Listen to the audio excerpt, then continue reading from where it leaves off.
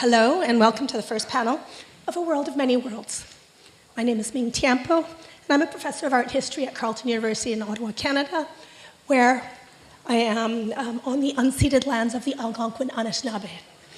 I hope you enjoyed Yao Ching-mei's performance and that it prepared you for thinking together with us in the coming hours. I'm sorry about my voice. Excuse me. All right. So in watching Yao Ching-mei's performance, I was actually quite touched and think in the ways that it helps us to think about what we're doing here together and about the ways in which the difficulty and the effort of sustaining an idea is really very much manifested in the difficulty and effort of keeping a feather in the air. What does it mean, for example, for each of us to be doing this alone, by ourselves, each in our different ways? And what does it mean for us to be working collectively, to do it together, to breathe together, as they do at the very end of this performance? What vulnerabilities does that open up for us, knowing in a post-COVID world that we all share one planet, one airspace? What does it mean for us to be breathing together? So, in our panel today, I'd like to start with a quotation that's in the program, a quotation from the Fourth Declaration of La Condamnation, written by the Zapatistas and quoted by Marisol de la Cadena and Mario Blaser in their book, A World of Many Worlds. There we go. Many worlds are walked in the world. Many worlds are made. Many worlds make us. In the world of the powerful, there is room only for the big and their helpers. In the world we want, everybody fits. The world we want is a world in which many worlds fit. So we take this quotation in this book, as an invocation, as an instigation for reflection upon what it means to think through difference in the context of difficult histories, a world in crisis, and uncertain futures. In doing so, we hope to provide some precision and multiple perspectives from and through global Asias in the space that has been opened up by the biennial with its theme of foreigners everywhere. If we begin by thinking through this quote, which I first encountered in the context of another collaborative project entitled Worlding Public Cultures, I would like to parse the last two sentences that I just read out. In the world that we want, everybody fits. Here, we encounter a sentiment not unlike that of foreigners everywhere, a hope for inclusion and empathy that tends towards universalism. In this world where everybody fits, migrant workers, cosmopolitans, and settler colonial orientalist painters occupy the same conceptual space of dislocation. If we go to the next sentence of the quote, however, and examine what it means when it says, the world we want is a world in which many worlds fit, the emphasis goes from having a single world, here ordered according to Western capitalist principles that accommodate those who are foreign to its world order, to thinking about a world in which many worlds fit. We wish to consider what it means to acknowledge the existence of multiple worlds, multiple histories, and multiple perspectives, rather than just multiple subjects who are defined as other. And what it might mean to put these worlds in relation to one another. By putting these multiple cosmologies, aesthetic perspectives, as well as social and historical geographies into conversation, we hope to reject false notions of universalism that center the West and instead think through notions of the pluriversal. So this morning's conversation is entitled Histories, Mobilities, and Intimacies in Diaspora, and it's divided into two gatherings. Our first conversation here thinks through these issues in curatorial and artistic, in curatorial practices, whereas the second conversation will be thinking through artistic practices. Each of our conversations will take about 35, 40 minutes, followed by a short question and answer period. So we are here addressing diasporas as constituted through histories, mobilities, and intimacies, seeking to bring some precision, as I said before, to our conversations of what it means to be foreign. What is nation? Who belongs? Who does not? What histories contributed to these mobilities? And how are these subjects positioned in these spaces? What does it mean to speak of non-belonging or even foreignness in the context of indigenous peoples located on lands from which they have been dispossessed? And of course, how do we think through material histories in order to reimagine the worlds that we want?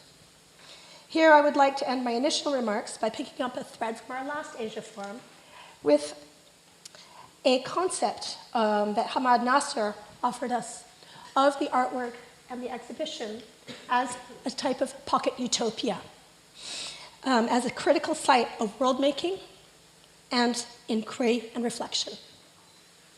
So I'm joined here in conversation by Rachel Dedman, Yasufumi Nakamori, and Hamad Nasser, and I will introduce each one of them as they join the conversation. So we'll begin the arc of conversation from the sort of small to the large, and we'll start with Rachel Dedman speaking about her exhibition, Material Power, Palestinian Embroidery, which is an exhibition that she curated at Kettle's Yard, Cambridge, and also at the Whitworth in Manchester. Dedman is a Jamil Curator of Contemporary Art from the Middle East at Victoria and Albert in London. And this exhibition grew out of many years of research. Rachel, could you please tell us a little bit more about your exhibition, Material Power, Palestinian Embroidery, and give us a sense of the worlds that you invoke through this exhibition, through the intimacies of clothing and body and language? Sure, thank you so much, Ming. And I want to start by thanking you, Hamad, Annie, John, as well as Michelle, Nick, everyone in the team for making today happen and for inviting me to be part of it. Would you like the clicker? Sure. Do you want me just to do it? Yeah, which button is it? I would push down. Down, okay, thank you. So, hi everyone. Material Power is an exhibition that explores well over a century of Palestinian embroidery, dress, and material culture, and which grew, as Ming says, out of over a decade of work I've been doing on this subject. It really began from a commission from the Palestinian Museum, which is based in Birzeit in the West Bank, where I was curator for some years. And as many of you may know, embroidery is really Palestine's foremost cultural product, its most important, vital, living tradition, the embodiment for me of the richness of Palestinian history, and part of the architecture of contemporary Palestinian identity, arguably. And the show explores the transformation of embroidery from its sort of heyday in the late 19th and early 20th centuries, embedded in the socio-economic landscape of its time, shaped by colonial dynamics, through to its transformation following the catastrophe of the Nakba of 1948, and the ways in which it was politicized in national struggle and taken up as a tool and force for resistance. And the show, as you see from this sort of documentation install shot from Kettle's Yard, brings together both historic garments from important Palestinian collections, as well as archival material, commissioned film, and the work of contemporary artists. And this sort of layered palimpsestic approach to the exhibition is kind of at the core of the curatorial practice, that layering of languages and materialities. But I don't have very long, so I'm going to whiz through via 4 core objects, let's say, from the exhibition itself to give you a sense of the themes and ideas at stake in the project, and we can then pull out some further things in conversation, perhaps. I wanted to bring to the fore one historic dress. This is a thobe from Gaza. And Palestinian embroidery is really something I think of as a visual language, one spoken and shared among women. And perhaps what makes it remarkable is that not only was embroidery what you put on your body as a woman in the late 19th and early 20th century an expression of your identity, of who you were, your personality, your economic status, your marital status, your creativity. It was really, above all, a marker of your origins. And what makes embroidery, what makes tatreez remarkable, compared to other global embroidery traditions, perhaps, is how that geographic spread and richness and complexity is manifested. So every region of Palestine, indeed down to individual villages, had their own approaches to motif, cuts, colors, textiles, and who you were could be read and understood simply by looking at your body. And in Gaza, the dresses, although they varied, of course, there are multiple types, you see in this traditional form this dark indigo mejdelewi fabric woven locally with this typical pink geometric approach to design. And what's beautiful is that here on the abe or chest panel is this design that's based on a qilade, a necklace that served a talismanic function. So women wore jewelry partly to serve as this apotropaic protective force, and here in Gaza, women would embroider that directly onto their bodies. In the face of ongoing genocide in Gaza at this very moment, for me, there's something tragic and poetic about the idea that women's ancestors wore this talismanic force against their very hearts.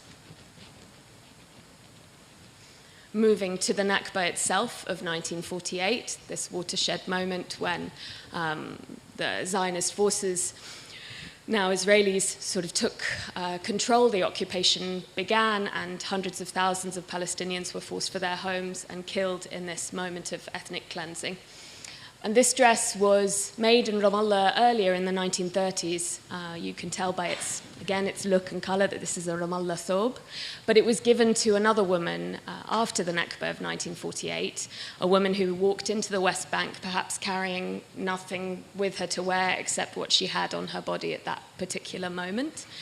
And the woman who donated it to her must have been smaller than the person who inherited it, because the dress has actually been enlarged around the sides and the middle using, I don't know if this has a little, laser thing.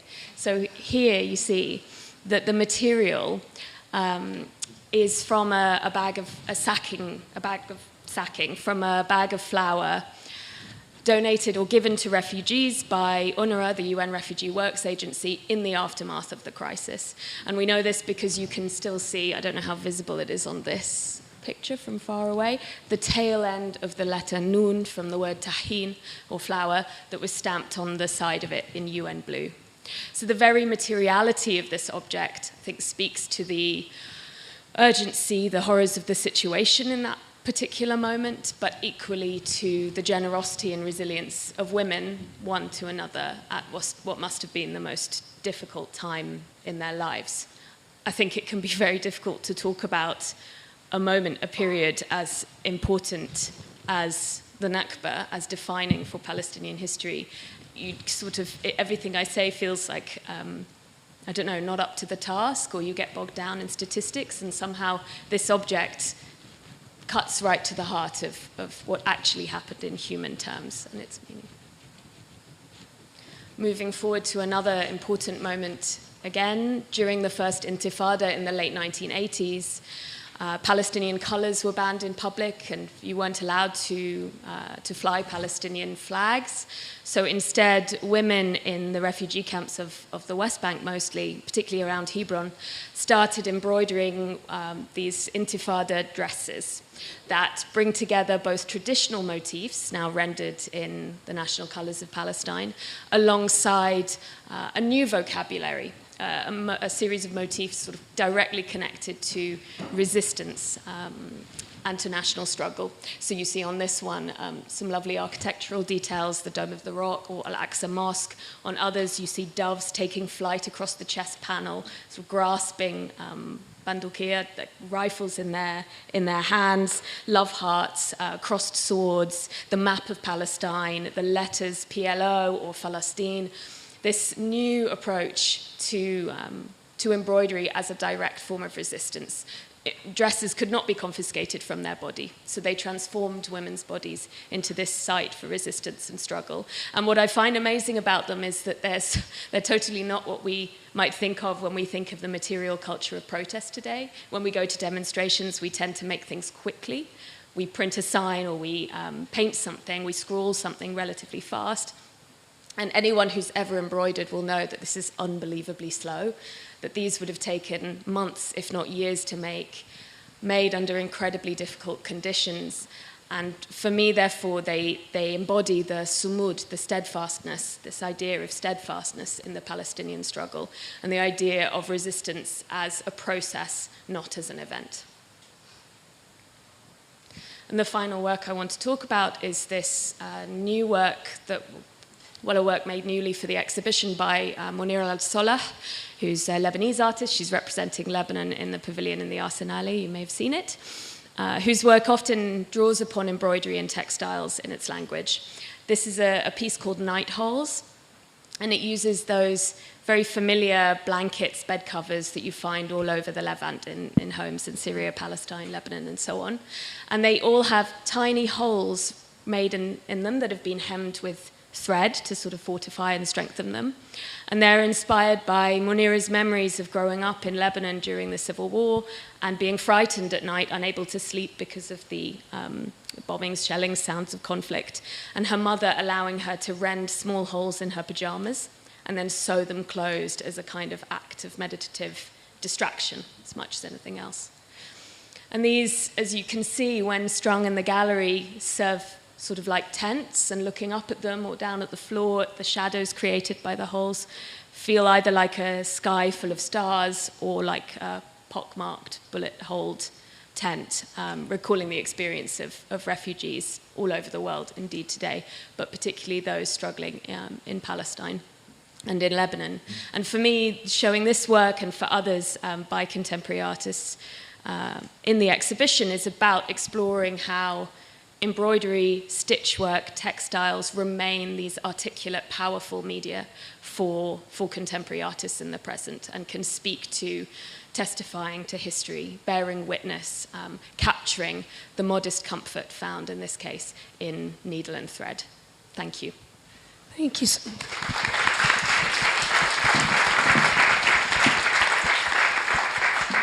Thank you so much, Rachel. I think that some of the things that you brought up already, sorry, in terms of testifying to history, and just the ways in which the materials embody this kind of resistance and anxiety, is something that I'd like to pull through the rest of the conversation. Before we get to that, however, I'd like to give a few minutes to Yasufumi Nakamori, an old friend and a new museum director of the Asia Society, and also the vice president of Asia, Arts and Culture at Asia Society. Previously, he was the Tate Senior Curator of International Art with a special focus on photography. Yasufumi, yesterday when we were speaking, you were talking about how you were rethinking Asia Society beyond an area studies model in order to give space to mobility and flux in Asia. And in essence, what it seems that you're doing from my perspective, and also through our conversation, is that you're really trying to decolonize an area studies model of looking at Asia, and you're trying to think about new ways for us to think through Asia in a very expansive way. I was wondering if you could give us some thoughts about your vision for Asia Society. And you have the clicker. Okay.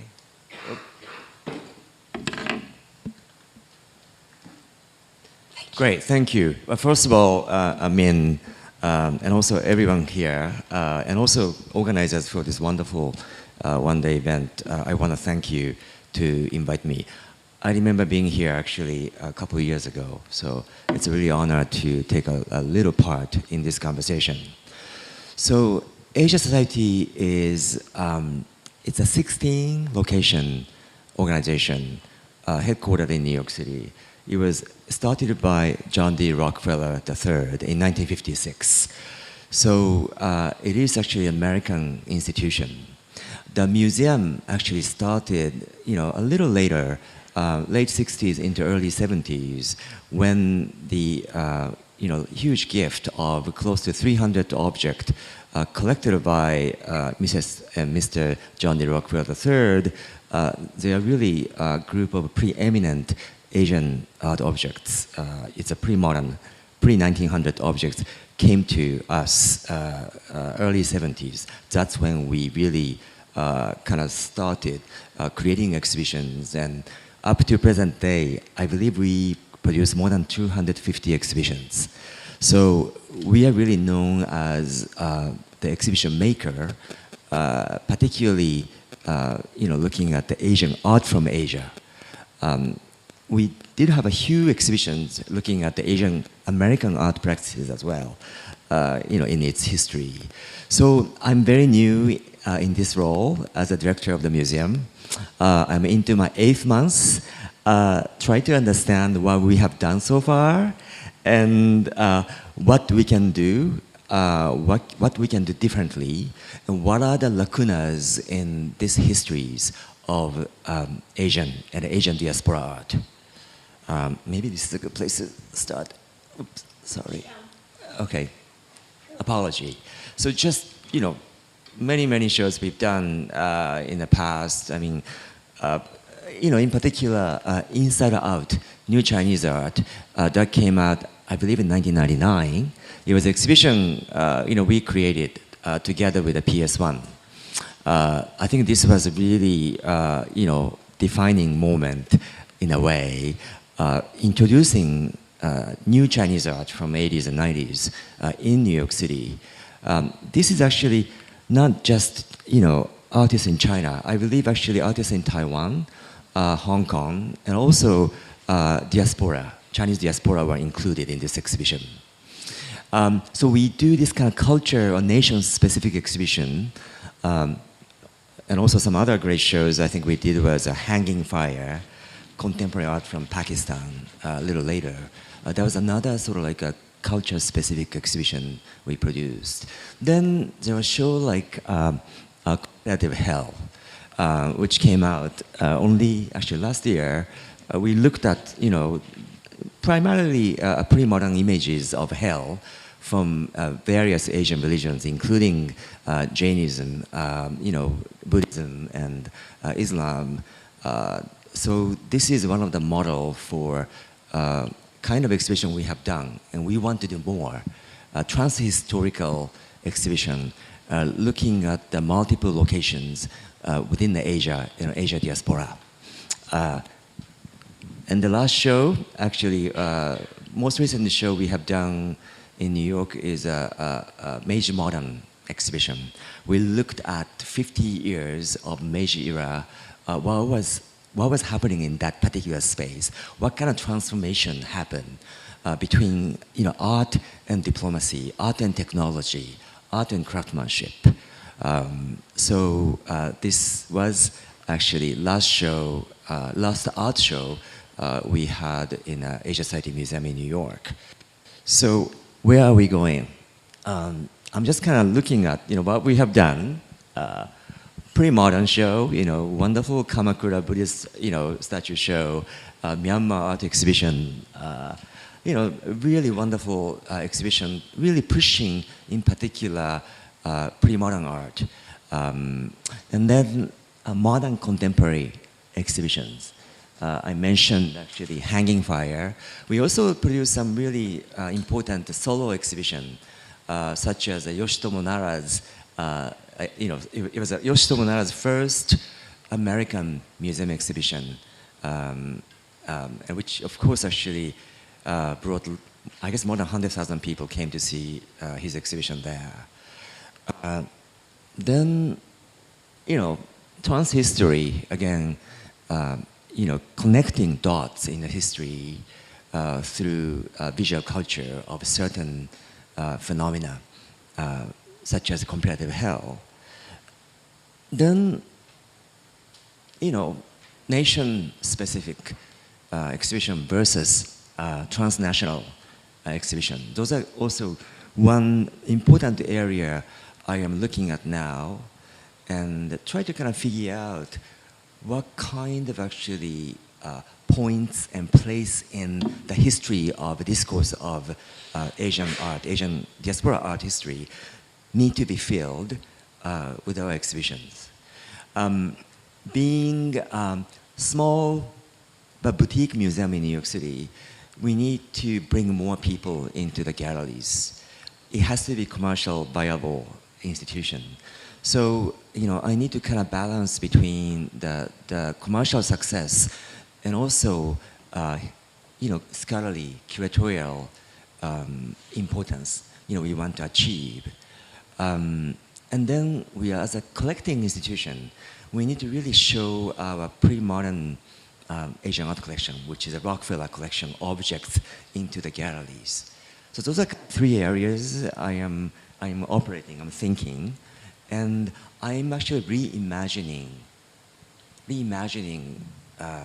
our museum practice now. And of course, when we talk about reimagining, you know, we go back to Ben Anderson's, you know, the classic, right? I mean, he looked at also exhibition map, visuals, as an often colonialist, often racist actually, you know, medium in a way for the government and others, you know, historically.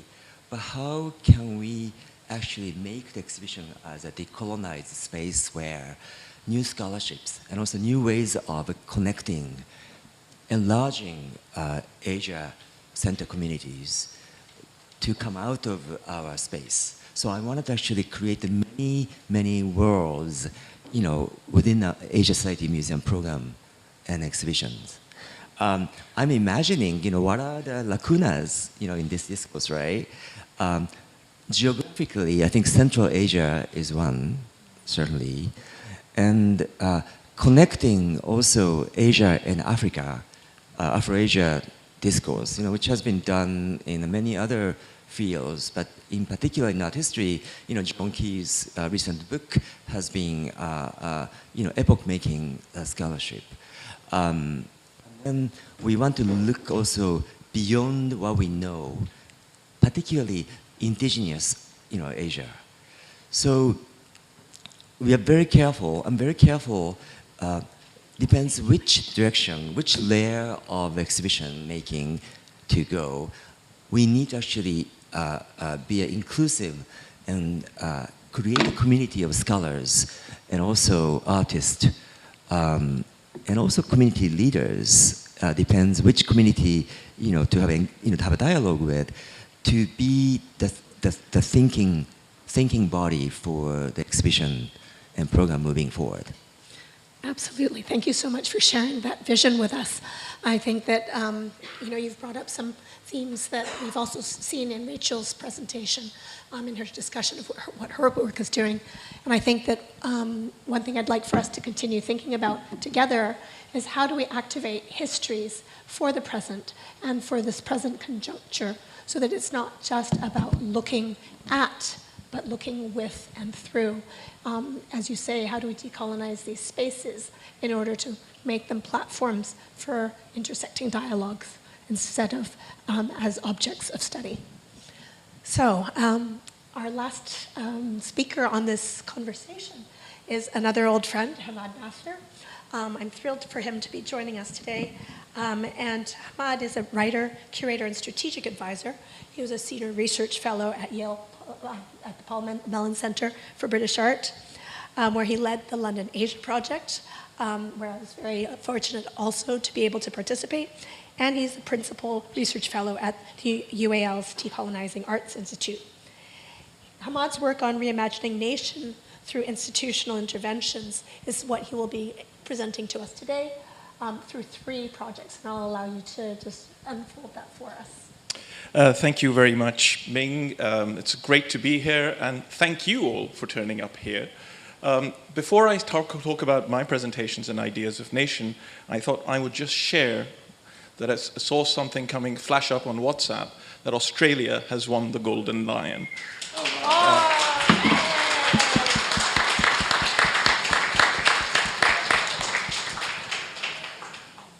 Perhaps we'll pick up Australia's position in the world Yes, for its first presentation of an indigenous artist later on as part of our dialogue.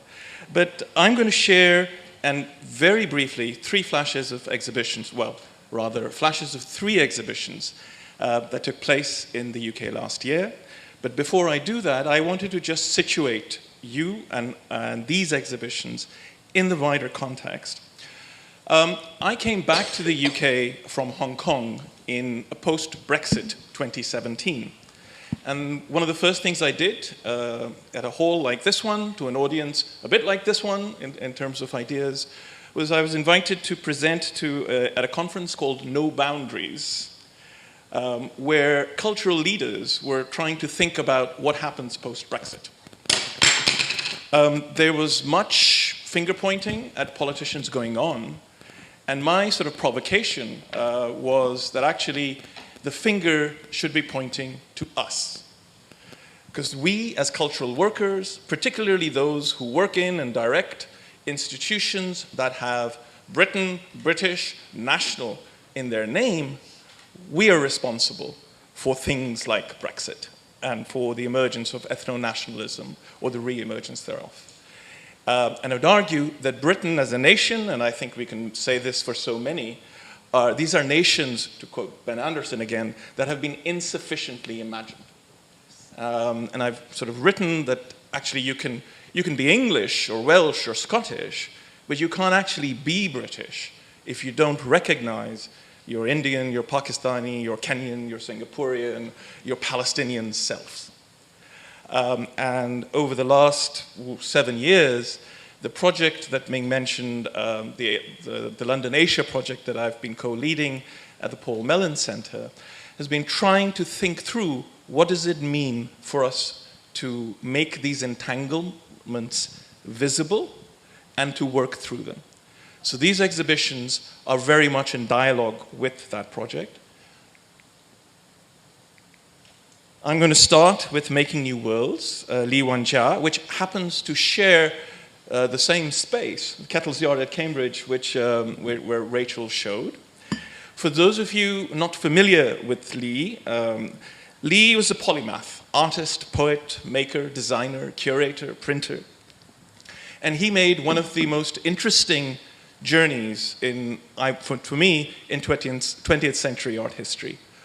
Born in China in 29, moves to Taiwan as a sort of war orphan in 49. There he's part of the Tom Fan group.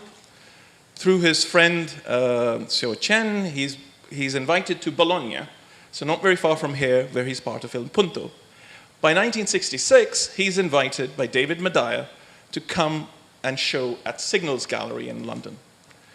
He has 3 solo shows at the Listen, tires of London, goes up to spend Christmas in Cumbria in 67, stays for the rest of his life. Buys an old farm building from Winifred Nicholson, you see him having tea with Winifred there, and makes that the LYC Museum and Art Gallery. He's standing right in front of it there, window designed by the artist David Nash.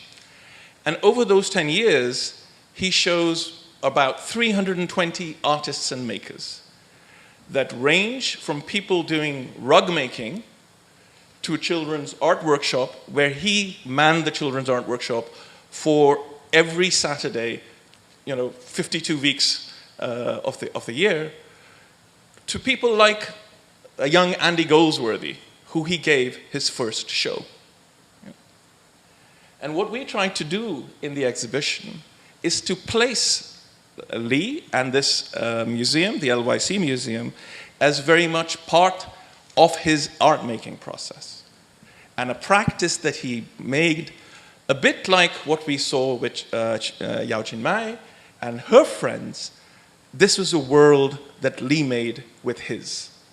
I'm not going to sort of point to all of the works, but this first gallery introduced the idea of Li's cosmic point, the beginning and end of everything. And I think already we're only about an hour in, and I see lots of repetitions, lots of rhymes, lots of worlds within worlds. And people like David Madia, to Takis, to Lilian Lin, to Xiao Qin are all in this cosmic universe of Lee.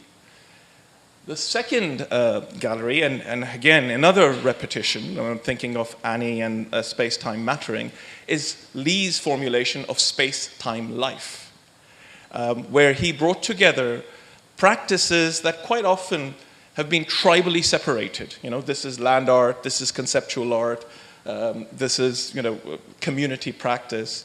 For Lee, he brought these together, and the LYC became this bridge where people from multiple tribes cross over and meet. And what the exhibition tries to do is place Lee, the LYC, and those practices he nurtured within the histories of British art, but also at the same time complicating those questions, the sort of questions that were addressed to Mark around who are you? Are you Sri Lankan? Are you Malaysian? Are you German? Or are you, British when you're living in London and have that passport? And I would argue we need to make worlds that are capacious enough to allow all of those personalities and affiliations to coexist. So that's exhibition number one. The second one tells another story of mobility. Two post-colonial artists, Ghulam Muhammad Sheikh from Baroda and Zahoor al-Akhlaq from Lahore, come to the Royal College of Art in 1960s London. So they come like so many others, and so many of them are actually in that central pavilion that we've been seeing. People who come chasing the cosmopolitan modern. There, and you can see it in the kind of work that Ghulam was doing in the top left corner. You can see sort of flashes of School of London, Hockney, Kitai. That's what he came painting when he came to London, but he left doing works like this. How did that happen? That happened because every day he went through the V&A's miniature collection of Indian art to get to his painting studio at the RCA. So of course he knew this practice, but this is where he came, London is where he came in intimate contact with it. And it transformed his practice. Zahoor, very similar journey. You see them looking at the same thing, doing something very different, looking at structures of making. Both of these important artists not only changed their practice, they go back home to Baroda and Lahore.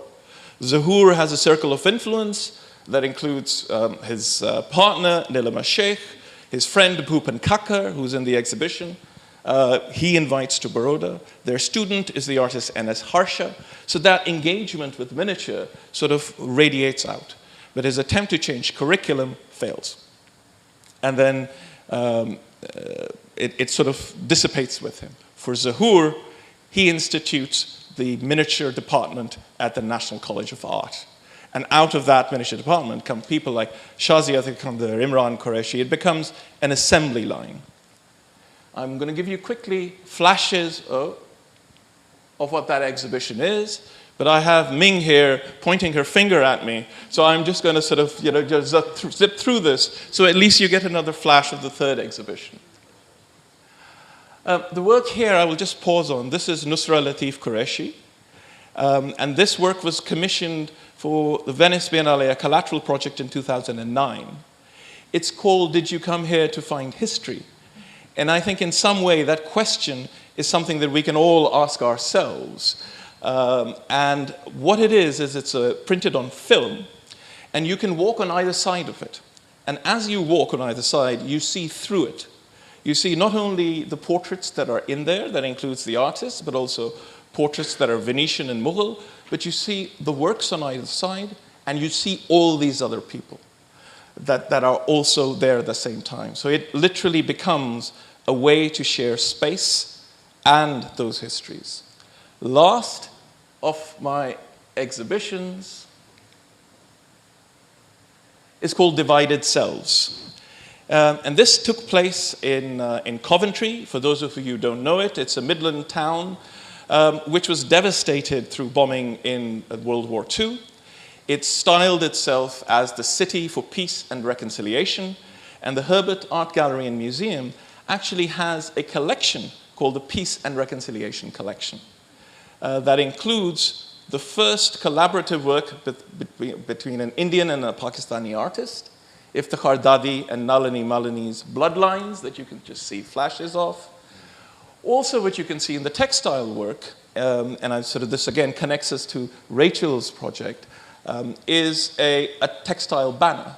Array Collective from Northern Ireland won the Turner Prize in 2021, and their work commemorated a century of the partition of Ireland, which was in 2021. 2022, 75 years of both India's partition and the creation of Pakistan, and 2023, when the exhibition takes place, 75 years of the Nakba and the creation of Israel. So this exhibition sets up this idea that most nations are created through acts of violence. It puts it into dialogue with the fact that the kinds of infrastructure that Ben Anderson referenced, that Yasu's already mentioned, of that of imagined communities, imagined through common stories, through myths, through collective narratives, that infrastructure is now falling apart, with digital communities overtaking those centralized ways of thinking, and the sovereignty of the nation being undermined by sort of rampant capitalism. So what happens when you're neither here through that creation, but you do not yet have an infrastructure to hold things together? And then the exhibition put these two ideas of nation into dialogue through works like the ones we're showing here that deal with ideas of play, of resistance, of ritual, and the futility of conflict. And I'll end with just describing the Mona Hatum's haunting work, A Couple of Swings. These are glass swings that hang from the ceiling. You can't sit on them because you will break them. If you were able to sit on them, where will you go? Well, a haunting moment for us to all think about. I remember visiting that beautiful show with Annie. So we are actually running out of time already. After these beautiful and wonderful descriptions of what you have been doing in this realm of histories, mobilities, and intimacies and diaspora, I might perhaps just open up one question, if that's okay, to all three of you, about how each of your practices, thinking through complex geographies, is challenging some of the paradigms that are being put forth in Foreigners Everywhere.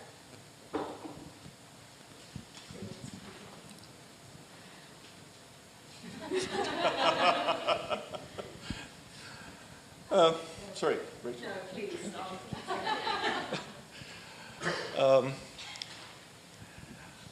I think one of the issues, firstly, I must confess, walking into the Central Pavilion and walking into the Nucleostoricos in particular, where you see these kinds of juxtapositions that I think many of us on this platform and many of us in this room have been making in their writing, in their scholarship, in their exhibitions for decades. But to see that here at this sort of, the Olympic Games of art in the central space, it meant something. It was terrific. Having said that, I must also guard the sort of the alarm bells that started ringing in my own ear. Is what are we seeing? Is this really just assimilation by resemblance? This thing looks like that thing, therefore we can think of this thing together. And its sort of extreme example is this idea of the universal and of inclusion. And I think of that as that cookie cutter, or are we adding just new shapes to the same cookie cutter? Or are we challenging what we're making and what we're baking? Let me leave it there. Sounds good. Thank you.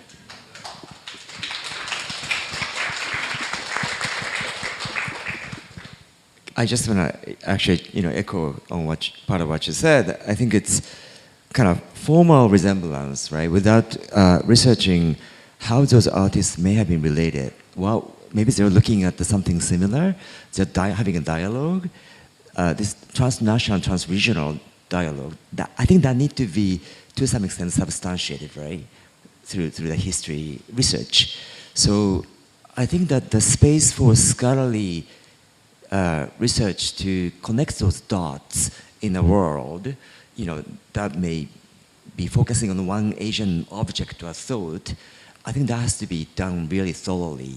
And I think you're right. Often the exhibition, beautiful, provocative juxtaposition of those portraitures made me wonder, what was the connecting tissues for those, paintings, arguably quite randomly selected, were pulled together. But, again, of course, curator can argue against that.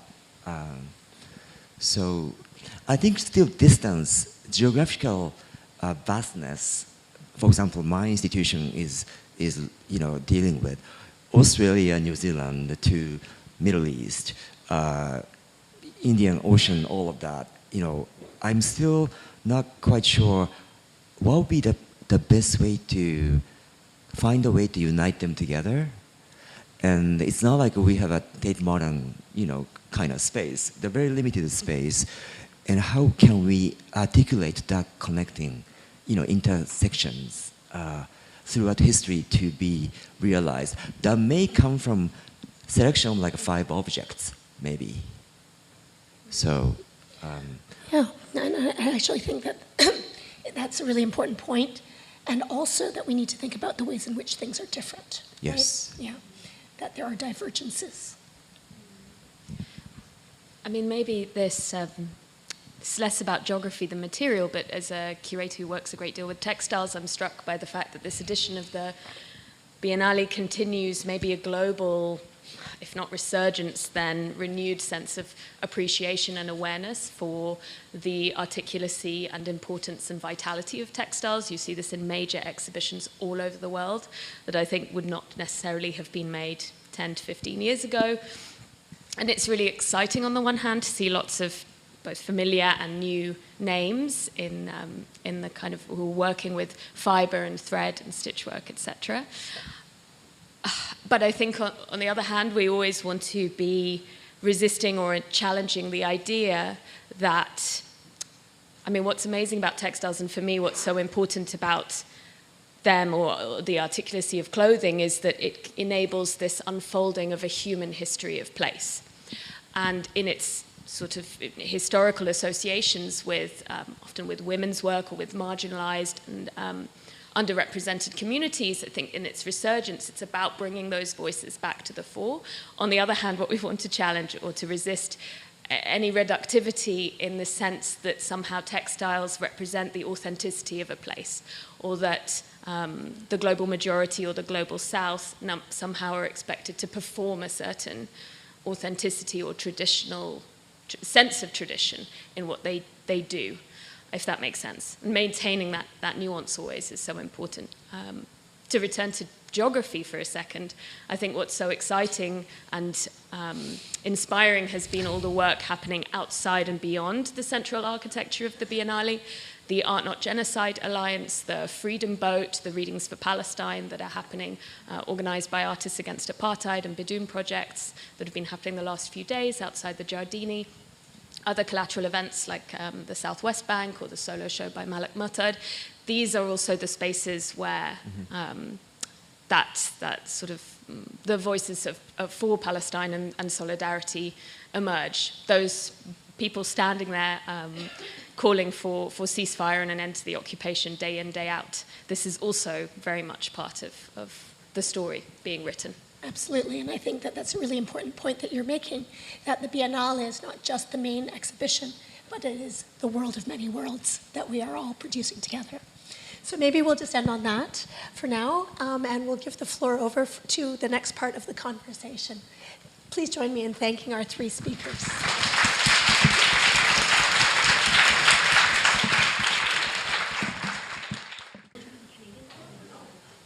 All right, everyone.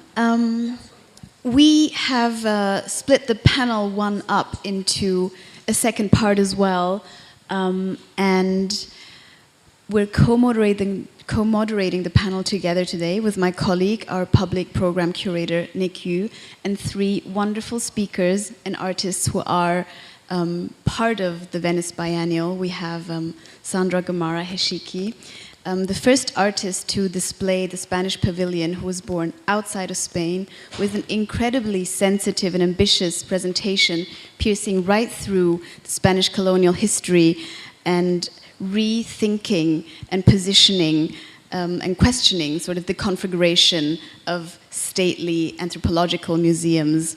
And we have Vida Somja co-presenting the Finland Pavilion with her work alongside two other fellow artists to challenge the notions of homeland and exile and sense of belonging, direction and being in a combined media installation, and more generally in your practice using an array of expressions from installations to sketchings to embroidery and also poetry, which we will dive into in a bit as well.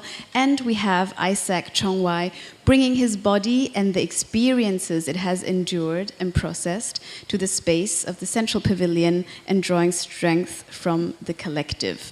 So how we will organize the panel is that we invite all of you to speak about your practice for a few minutes before we then delve deeper into the work perhaps related to the presentation at the biennial and any questions evolving around histories, mobilities, and intimacies in diaspora. Sandra, are you starting? Thank you. Thank you very much. My English is not so good, so maybe I will need your help. I'll try my best. I was born in Lima, and I grew up in a mixed family. My father is a Peruvian, and my mother came from the Japanese colony. And we were very close to the Japanese family. And for me, it was very natural to be surrounded by boxes. Every house of my family has a lot of things keeping boxes, and for me it was the natural landscape for the house. And when I grew up, little by little, I understand that my family was waiting for this. That they was keeping all these things because they was waiting for their return to Japan. That travel never ends, and when I start to paint, I like an exercise. I started to paint all these boxes, but trying to order or to put order in all these remembers. So this is one of these warehouse. And naturally, I saw in that I keep my remembers like a museum. This is my very first warehouse. I don't know how to. This is an open box of my very first move when I left my home. I paint the things that I take with me when I start my individual life. And it's funny because I was looking for these images this is very, very early paintings. And this is when I was 24 years in the middle of my life. And it's funny because I was looking for high-resolution images, and in this time, that was the high resolutions. And for me, it's a metaphor of how the memories changes. You know? The weights of the memories change. And I don't know, you can change. This is another paint that I work with, this kind of memories of my Japanese family, and this is a photograph of the single ladies of my family that were free for being married. The paintings, the title is The First on the Right, because the first on the right is my my grandma. And they are surrounded by tools to embroidering and knitting, because there were the labors that they made, not only because they were at home, but I realized with the time that they were keeping, carrying all those things that they wanted to take to this travel, to the return that never happened. And this is another kind of exercise my family's heritage. And what I made in this installation was present a kind of house. The exhibition title is Living Room, and what I do was what I did was involve all the stuff that you can find in a house, completely covered in a metaphor of how we care, but at the same time how you can try to stop the time. I understand that the colony and the place where I grew up was a kind of ship that were stopped in the coast, and the Japanese colony in Peru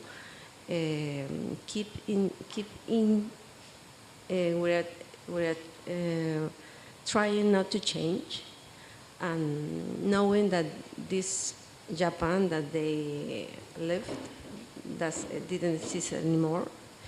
And perhaps my mother and other people, of course, but in my family, my mother was the very first woman that married with a non-Japanese man.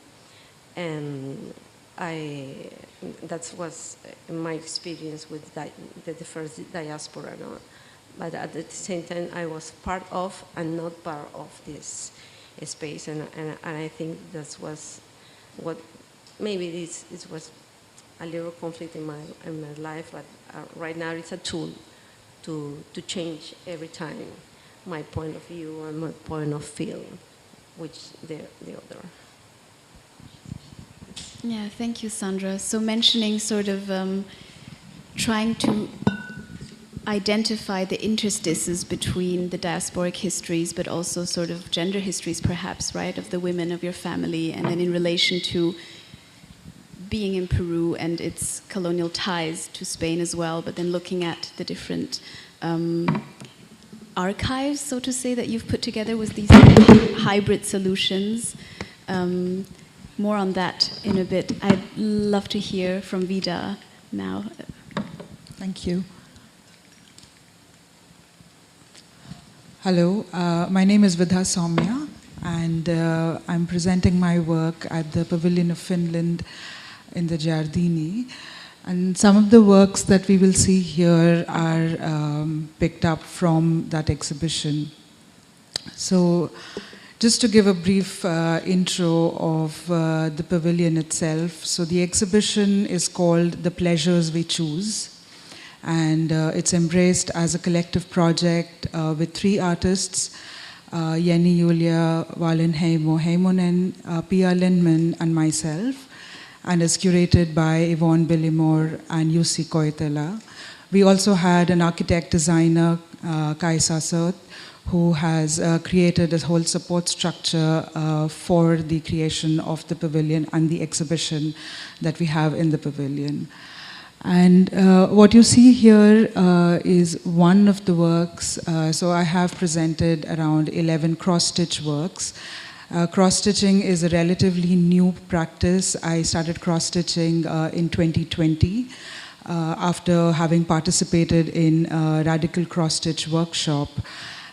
which was a very interesting way of learning a new skill. And I really want to share that with you, because I feel, especially in the context that we are sitting here, it could be an important tool to understand. And also in the previous talks and conversations, I think the word accommodate came quite often. And this is something that I wanted to talk about. So the Radical Cross-Stitch workshop would take place where the chairs would be arranged in a circle with enough space left in between for people to join in or leave during the duration of the workshop. And for me, it was the first time to look at a place where something is being taught, where there was no person who was there to teach. So there was no front-facing one person directing instructions to learn something. And that I found to be so interesting from a pedagogical point of view, that all the material that we were using for cross-stitching was just kept in the middle, and people could enter and exit at any point of time. And only when you picked up whatever may have held your interest, somebody would maybe reach out to you and ask, do you need any help with that? And so anyway, with that, I had started cross-stitching, and the works that I present at the pavilion looks at the idea of stains.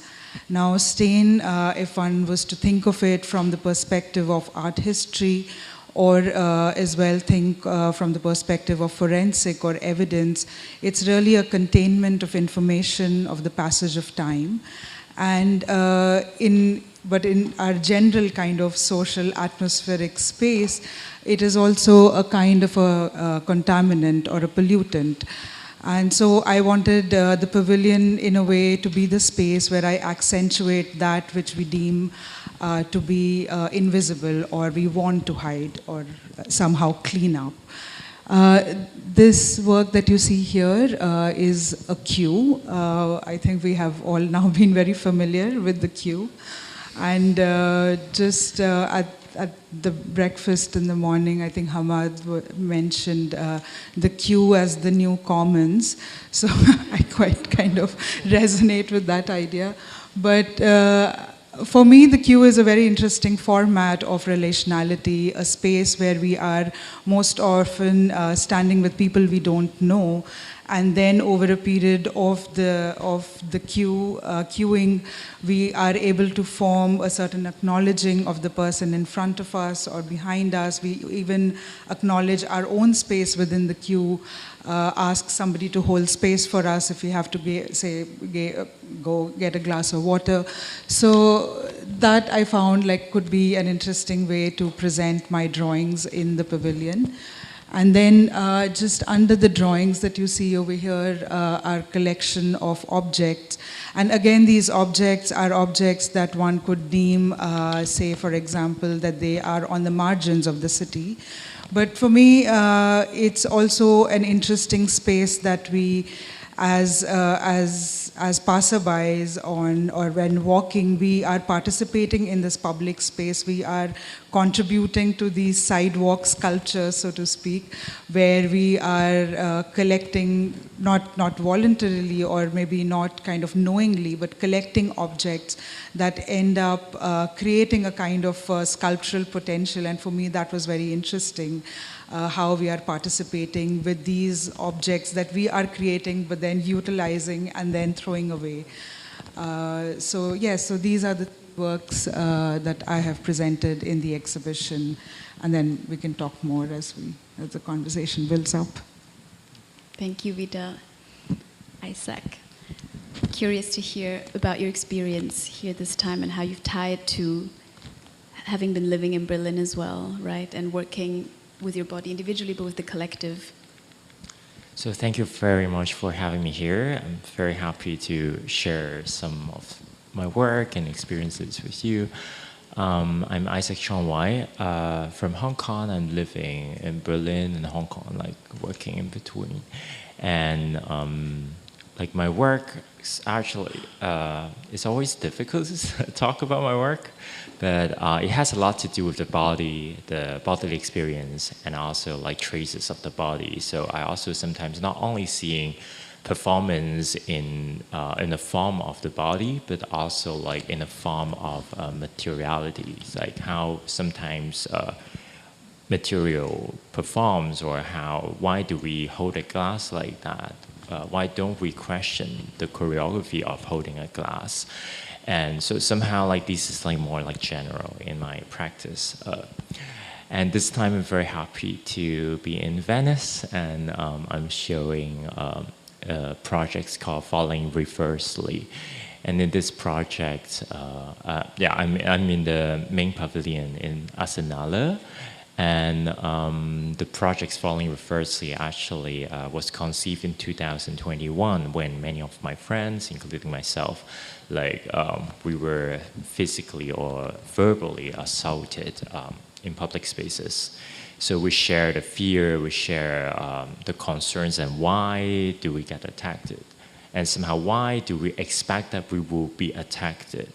As it could be as an Asian individual, it can be as a queer person, it can be as a female, it can be with different identities that people would identify us with.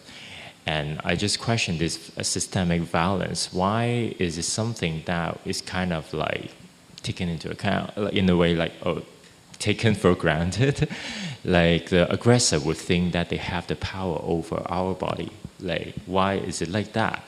And so with this experience, I created a work called Falling Reversely. And the whole idea is actually how to reverse the movement of falling. In all these attacks in public spaces, we often actually see people who fall on the street. And many, it takes place in the US, it takes place in Germany, where I'm mostly living and staying. And UK, like there are so many different news. There are like the anti-Asian racism happening. It's not only about the COVID-19, it's actually about history. It's about colonialism. It's about like how the West is trying to make this pseudo-scientific racism or idea, imposing certain kinds of categories on our bodies. And all this violence, like somehow how it comes from history and to now, and then it's reappearing or like trigger and emerge. And so that causes many bodies who have fallen. And some can stand and some cannot. And I have been seeing a lot of like news and articles and seeing video. Like nowadays on social media, you see a lot of like moving images, and people fall, and it's repeated. Like in all this video on Instagram, you see them how they repeat. And I try to figure out how I could use arts, or it could be performance, it could be video in languages to reverse this movement. So in this particular project, I'm showing it as a 7-channel video installation. And in this video installation, you see sometimes we're practicing how to fall and falling on the floor, and our postures are all at like the same, like the landing posture are all the same, and how we come together in a circle.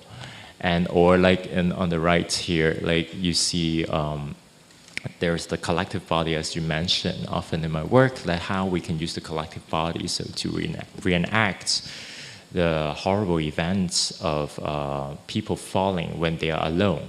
Like, but here we are together collectively and trying to reverse back the movement, which is not possible in reality, but it's possible in the form of art.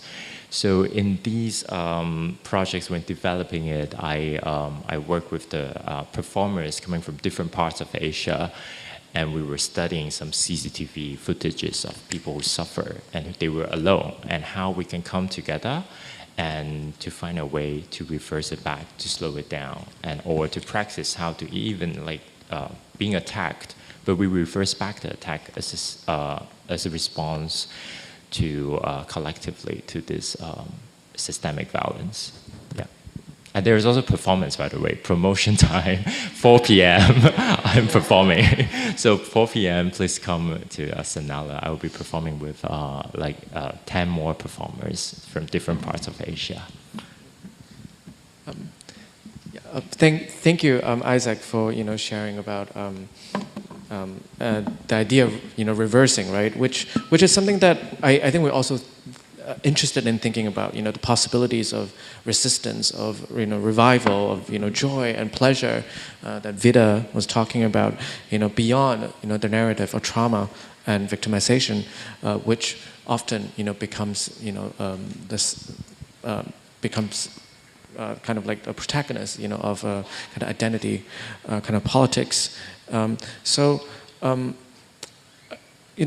my question is, how is the condition of in-betweenness, of undecidability, of uprootedness means different things to you, right? Because on the other hand, it also means that there's a freedom of movement and mobilities that open new portals into different worlds and allow artists to claim multiple positions and cultures and references. So for example, in your practice, how do you channel this multiplicity of positions and cultures and languages? How does this positionality inform your thinking on belonging, on places, and on a nation?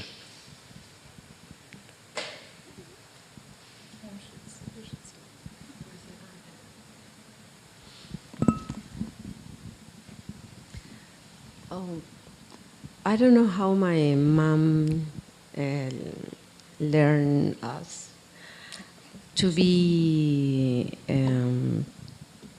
Peruvians, Catholic, and for the other hand, part of the Japanese colony, and like Buddhism in a way. I think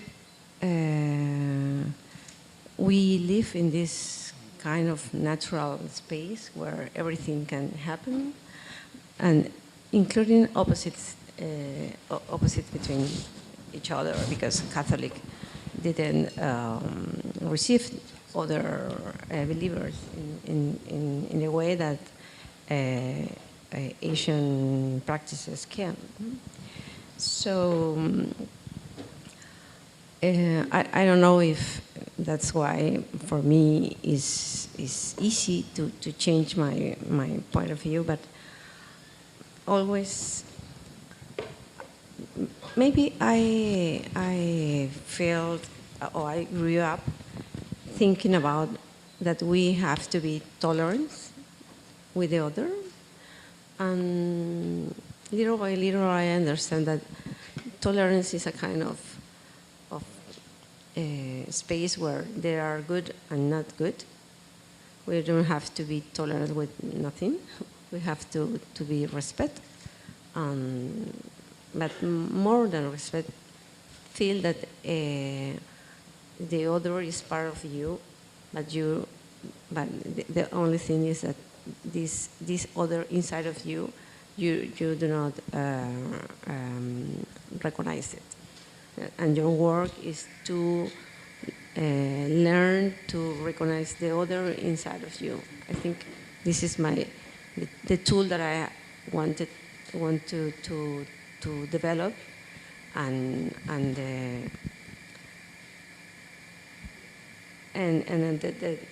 at the Spanish Pavilion is the tool that I want you to experience in the pavilion, and if you can take it home, but for me will be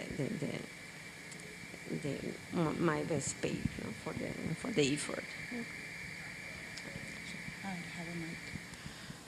There we go.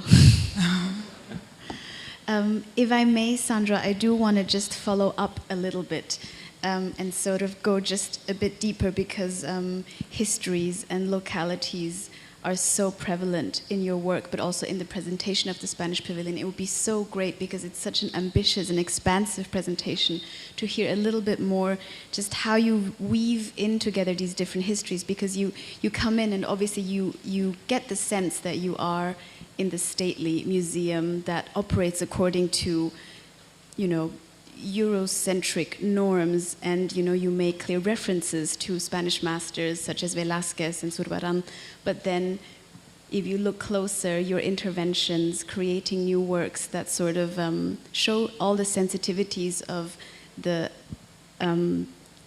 ethnic but also cultural diversity that is the demographic fabric of Latin America. Can you just speak a bit more about all of that? Thank you.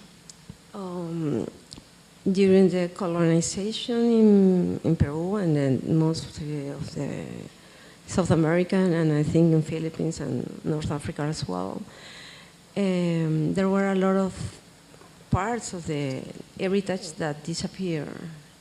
And naturally, people from Andean and Amazonic areas took the Spanish traditions to overlap those lacks. This mixed return to Spain inside of the immigrants, and that's why in this way we I don't know how to say contaminate in the good way these structures that used to be solid and made for to be unchangeable. Unchangeable.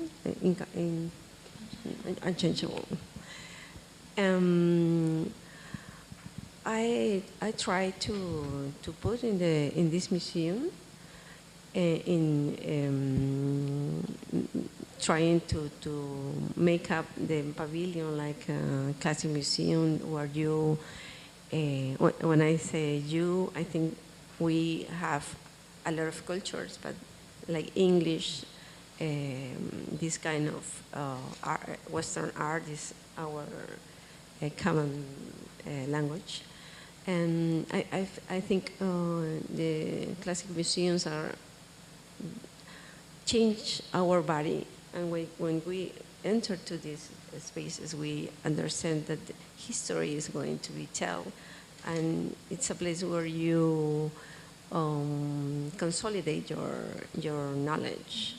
And using these tools, using this structure, I change a little bit, and I point where all those ideas that came from the past and supposed are in the past are living and changing our present. Yeah. Thank you so much. We're going to move on before we might come back with more specific questions. But Nick, handing over to you. Yes. I also have a question for Isaac, right? I think your practice, right, involves the transformation of difficult kind of experiences and histories into abstract body movements and assemblies. So how do you draw strength in the collective group without effacing the fragility and emotions of individual bodies, and by extension, what bodies do we make visible and what bodies are unwanted, and what it means to dematerialize bodies in the context of their material cultures and at large, this Biennale that we are in. Yeah, thank you very much. Definitely, it's something that I need to work hard on to think more about, and also it's a process it's a great question to think always, what does that mean, and all this idea of unwanted body, and what does that mean to be, what kind of, what are the bodies to be recognized and not, and it's very much, I think it's about the struggle of recognition as well. Often when we say, oh yeah, we are all the same, but we are not all the same. If everything is the same, nothing is really the same. And I always think that if we really are the same, then we are not okay. So that's very much of when thinking about the idea of the body, and it's one word, and definitely there's something we share, something, and it's not only about the body. It's also about in my performances or in my work, often it's actually about the emotions that we share, like for example, like doing this work, like of course there's the strength there, there's the vulnerability there, they're in a way all together. Like people, when they see the performance, they were like, oh wow, you have a neutral face. Who will actually have a neutral face? Like no one really has a neutral face, okay? Like we were trying not to cry, we're trying to hold up there. Like it's actually not neutral, it's never neutral. Like I think it's very much also like in my work is, I work together with different people, and this time it's a privilege to work with so many people. Like the crew, we have like 11 performers, including myself, and coming from India, coming from Indonesia, coming from Hong Kong, with background of Thailand, and there are also like some they have Latin American roots and Asian roots, and it's like so many things going on, and which is beautiful, which is very much of a celebration coming together, but at the same time it's a struggle as well, because as the topic that I'm like we are dealing with is about the systemic violence, about the anti-Asian racism. So like that's why like the vulnerability is there, because we are looking into all these vulnerable bodies, which is actually, I would say, produced by the inherent violence in our societies. And while how we could come together as a community to resist, to work against it, that's somehow like the strength is where it is. To be honest, I feel very powerless. Like, because like whenever dealing with such issues, I don't think I can do anything. And that's why I wanted to do something. And art will be things that I've been doing. And that will be also a way. Of course, art is not the only thing that I do. But this is a way that, in a way, I also can't describe why it gives me power. But it does give power to me. And I hope this power also give it to people.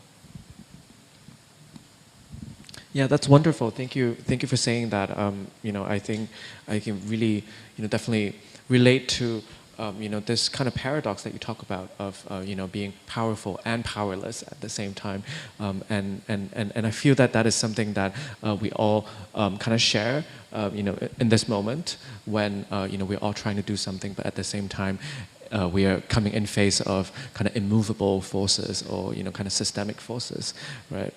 And on that thought, I would like to direct my question to Vida, right? Because I also see that in your work, you also draw a lot of power from I think the use of language, right? I think so my question to you is like what language did you use to bridge the multiple worlds that you were bringing together in your works, and why? I noticed that in the title of your works, there is often a sense of opacity or poetry, or even kind of like being covert, a code, or being implicit. Would you care to share more about how you draw power from that? I didn't think of it like that. But I could reflect on the language question. So to begin with, most of my life I've lived in Bombay. It's a city where many languages, not just linguistic, but in terms of our body languages, the visual culture, it's very much present all at the same time. It's really like a cross-section. And I think that kind of having assimilated or like kind of having experienced that for so many years in my life really informs the way I would move, say, even in a foreign setting. And then from that perspective, I often think of language as a kind of a social contract. So sometimes it is a language that we need to learn, gain the citizenship of a new country that we may have moved to. But it could also be, just a selection of words that we pick up to get by in a city. And then it's the same when it comes to different kinds of visual languages. So for me, the use of language I find very, very interesting and exciting. And in that, I'm drawn to two different kinds of languages. And so when it comes to, for example, thinking of the titles of the work, or when I'm thinking about writing poetry, I really like to steal as many words I can find. Like even through the sessions today, I was just writing down all these words because for me, they really become kind of this pool of resource to be able to articulate a thought, which is in a way one of the functions of language, but also how the same words become different meanings in different contexts. So for example, the title of the exhibition that I am part of right now at the Pavilion of Finland, the show is called The Pleasures We Choose.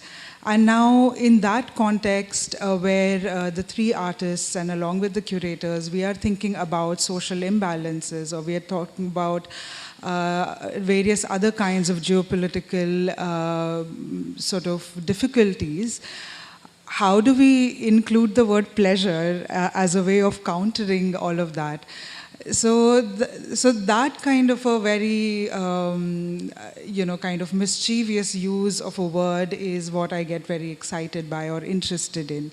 And in that sense, kind of being like the person who has, say, like when you go to a new city and say your friends or your family are coming a few days later, you kind of do like this scouting and you find places that you want to show.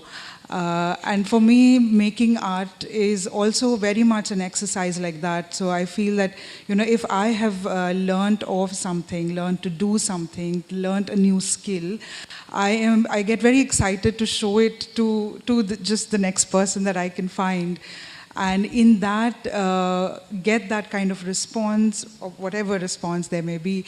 And again, all that also then adds on to the vocabulary. So in that sense, I think of language really as this expansive, ever-growing, and its meanings keep changing. Yeah, that's would be my answer. Thank you for sharing that.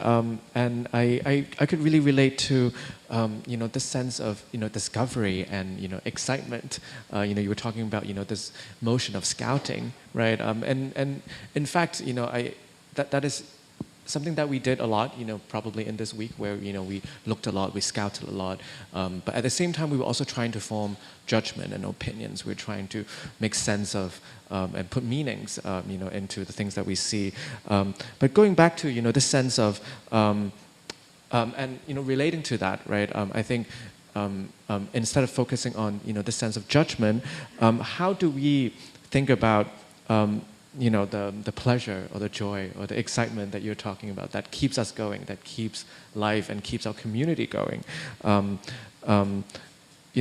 How do we think about being together, right, as a form of survival, repair, and resilience and renewal, and how are our kind of respective kind of practices relate to that?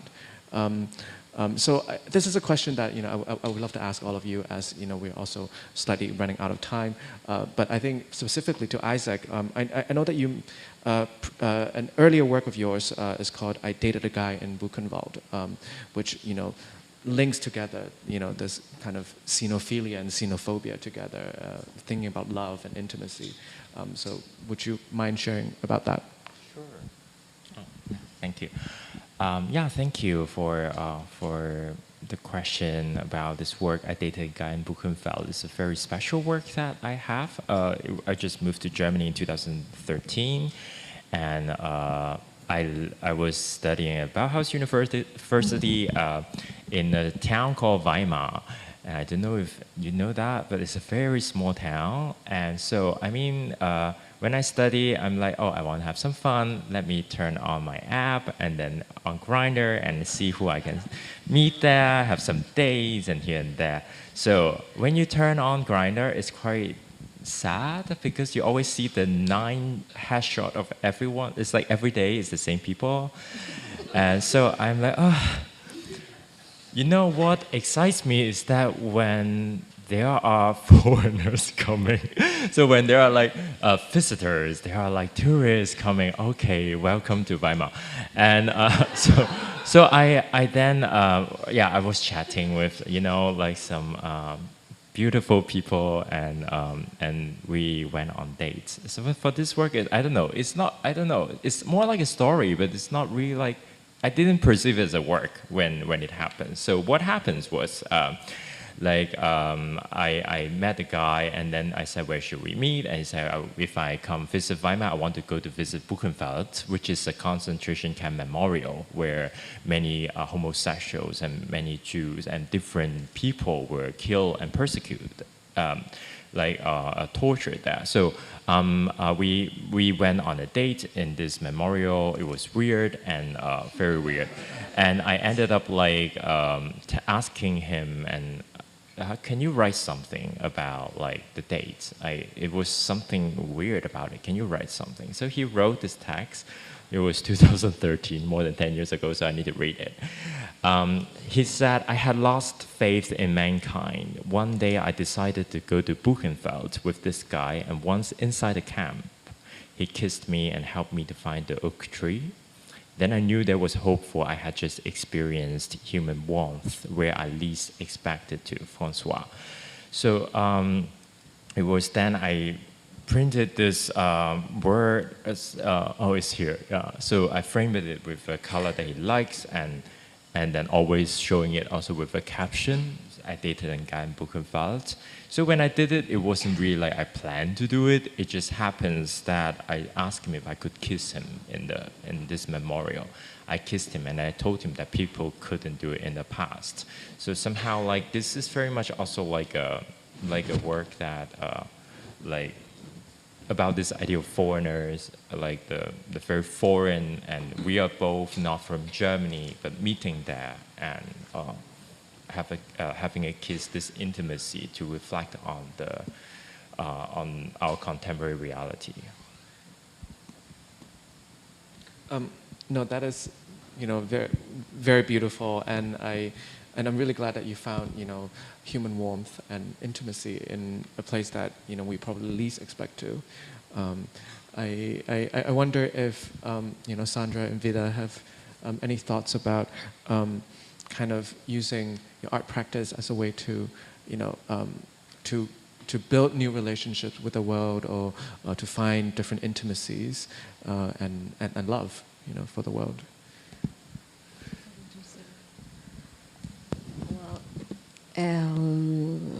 Perhaps in the Spanish Pavilion, I and Agustín Pérez Rubio, the curator, we worked together for the whole project. We were very afraid of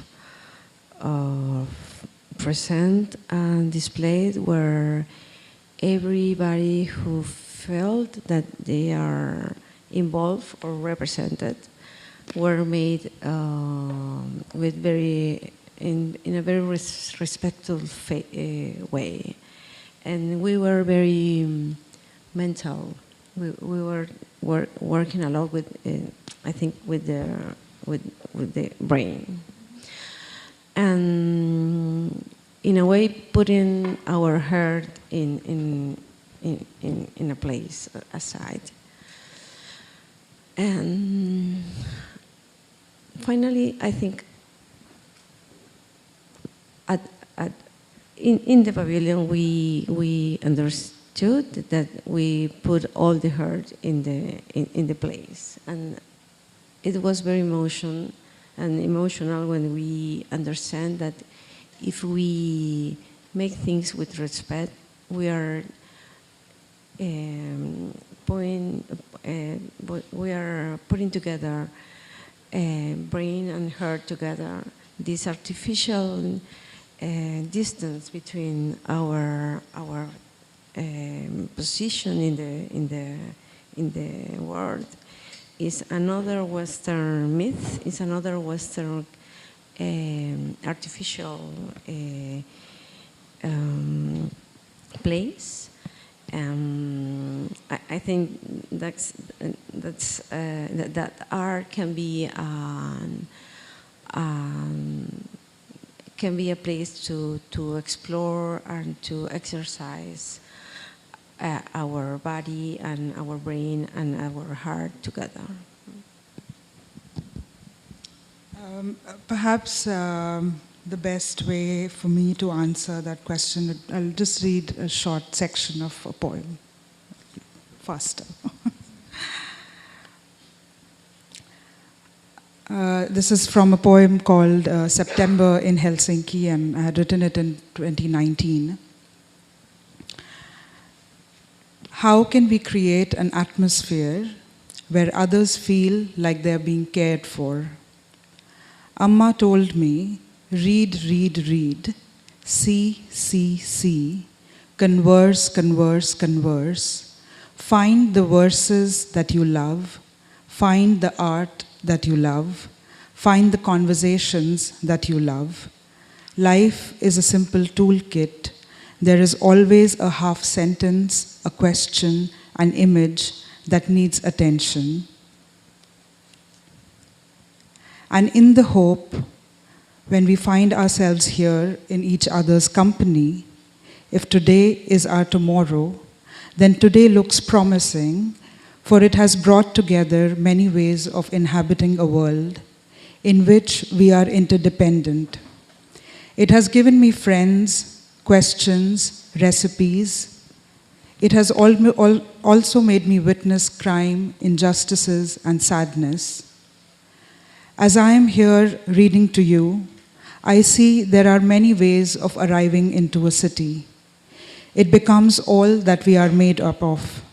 How we derive, sashay, or march becomes a city's movement. How we remember our victories and pain becomes a poem. And a poem gives us another poem. And it gives us a chance to pause, slow down, and replay. The wonderful thing about poetry is that it sneaks in, and when it does, you cannot say no. Thank you.